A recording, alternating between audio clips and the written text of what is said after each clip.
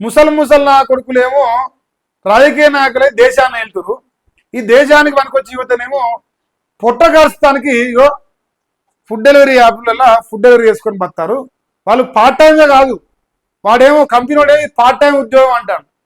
Video నీ full time ఇదే బతాని వాడు ధైర్యం చేసి లాస్ట్కి మనకి ఎట్లాంటి బెనిఫిట్ లేక వాడు ఆగమవుతాడు.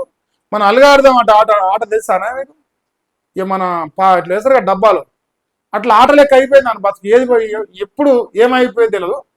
కానీ ఎట్లాంటి బెనిఫిట్స్ వాళ్ళకి ప్రభుత్వాలకు వెళ్ళి కానీ సంస్థలకు వెళ్ళి కానీ వస్తలేవు. ఇందులో 40% మంది నెలవారీ జీతం 15,000.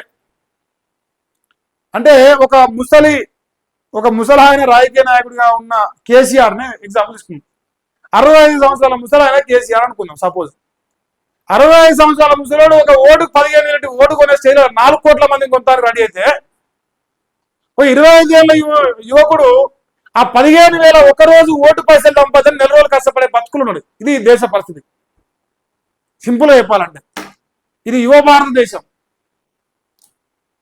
రాజకీయం మాత్రం ముసలిళ్ళ చేతులు ఉంది. అది ఎవరైనా కావచ్చు, ఏ పర్యటన కావచ్చు. మళ్ళీ వాళ్ళు చెప్తారు 60 ఏళ్ళకు కూడా నీ సోరని అంటారు. అదేందో సిగ్గు తప్పిన జోలి. 60 ఏళ్ళకి మన తాతకి ఇంట్లో పువ్వు పెడతాం మనం. ఇప్పుడు రేవంత్ రెడ్డి ఎందుకు సోరని అంటాడు? 55 ఏళ్ళు ఉన్నాయి, మా అయ్య కంటే పెద్ద వయసు ఇంకా, నీ సోరని అని చెప్తాడు. ఇప్పుడు అది ఈ దేశంలో జరుగుతున్న పరిస్థితి.